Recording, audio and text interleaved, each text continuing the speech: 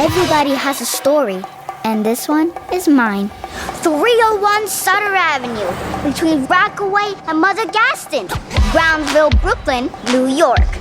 The Langston Hughes projects are the 3 tallest buildings in all of East New York. That's Papi.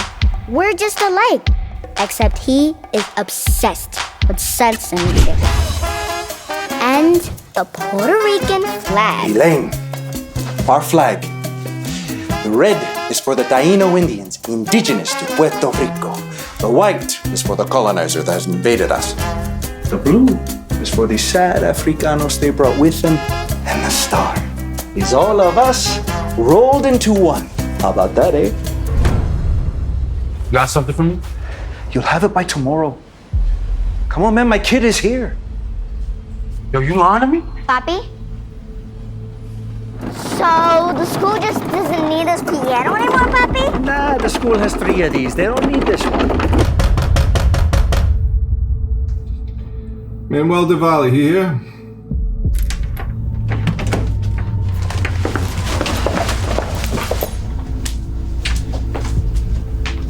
Hey, your father here? Don't talk to my daughter. Go away. Go away. Why are you here? I told you to go away. Go find another family. My heart was together, but now you broke it into pieces. I never want to see you again.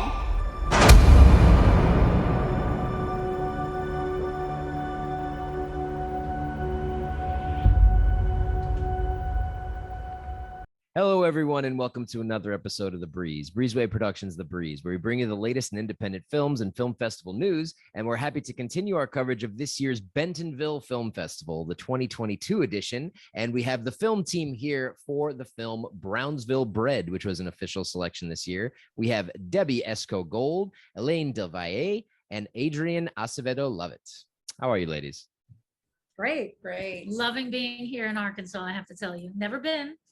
Probably, unless I'm in the festival again, may never come again. But it's really been wonderful, and we really are enjoying the sites, not just the festival. We're actually taking in the environment as well. Very good. Well, the festival is happy you were able to come down to support and champion your film. So we'll get right into it. And I'd like to ask, tell me a little bit about Brownsville Bred. Sure. Well, Brownsville Bred is my true coming of age story. I'm a girl from the welfare projects of Brownsville, Brooklyn, New York. And the film really tells the tale of overcoming generational poverty and revealing the pitfalls of generational poverty, but it's also very much a family story filled with promise, love, and joy that I believe exists everywhere and in everyone. Right on. Well, that's a great summary of the film itself. And I know that you directed it and wrote it. So let's talk about the beginning phases of the film. Where did Brownsville Bred start? Actually, Brownsville Bred, not only is it my true story, but I began my career as an actor, and I started telling the story first as a one-woman stage play. I wrote it when I was studying acting at Carnegie Hall under a legendary teacher by the name of Win Handman. And he encouraged me to continue writing the piece. He said, you must keep telling this story. And I did. It became an awarded and critically acclaimed off-Broadway show. And the New York Times wrote about it, from girlhood trials to onstage triumph. Nice. I subsequently adapted it as a young adult novel, again, called Brownsville Bred. And in 2020, it was named Most Inspirational Young Adult Book of 2020 by the International Latino Book Awards. It's now being taught in schools. I've been a filmmaker since, I guess, 2011 is when I first started directing films. And so it's always been my dream to make Brownsville Bred as a film. And it's definitely my most intimate project. And I'm so glad that I waited this long to tell the story on film, because I finally feel that I can do it the justice that it deserves. Wonderful. Well, a film cannot be made solo. There is a village, or it takes a village to make these things. So let's talk with some of your colleagues that are here with you today. Debbie, tell me a little bit about your role in the film and how you were able to help bring this to life. Well, I'm one of the producers. I've known Elaine for a few years now. I have had the opportunity and privilege of working with her on 2 other previous short films that we worked on, and have talked to Elaine for all these years about her vision and her coming of age story that she wanted to bring to life in film. So I've been her champion. She has a great work ethic. She is great with her actors and the crew, and she puts a great team together, and it's just been so wonderful. So.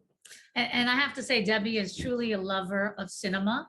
I met her while she was volunteering at a film festival, and she's worked for many years for the Miami Film Festival. Oh, nice. And she just told me that she just loves film.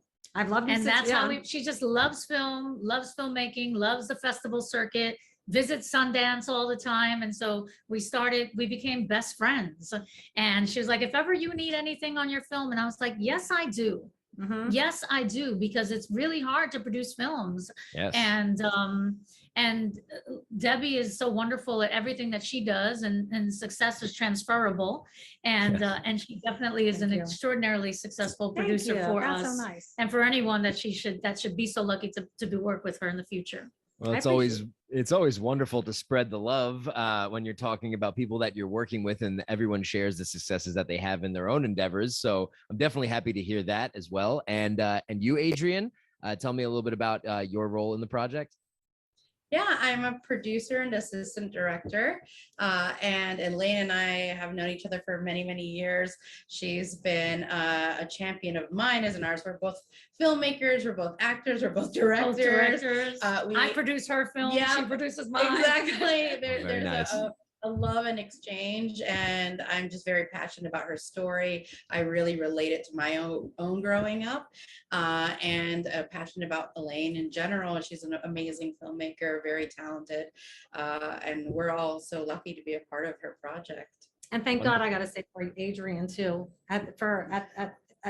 when we were getting it all ready, Yeah, to go into Yes. production. And Adrienne was thank really God. the lead producer that Yeah. just was able to delegate responsibility to all of our team members so well. And everyone was just so capable. Leslie Cohen actually is one of our other producers, an executive producer that just had to take a flight out.